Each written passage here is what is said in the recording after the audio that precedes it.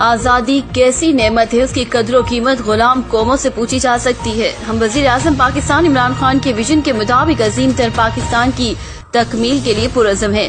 इंशाअल्लाह वो दिन दूर नहीं कि जब हम खुशहाली की मंजिल पालेंगे। उन्होंने कहा कि जावरिया और शाहपुर का हर शहरी मेरे लिए काबिल एहतराम है और किसी सिफारिश के बगैर मुझे किसी भी वक्त मिल सकता है। आम आदमी का नुमाइंदा हूँ, आम आदमी ही मेरी सियासत का महवर है। उन्होंने कहा कि जावरिया की तमाम सड़कें तामीर होंगी, जबकि बिजली का जावरिया में पावर स्टेशन मंजूर करवा दिया है।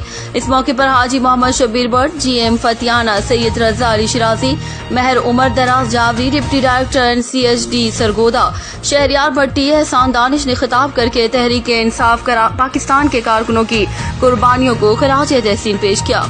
रिपोर्ट हाजी जफर अब्बास, जावरिया, सरगोदा। मजीद खबरों और अपडेट्स के लिए देखते रहिए बोलो TV ग्रीस।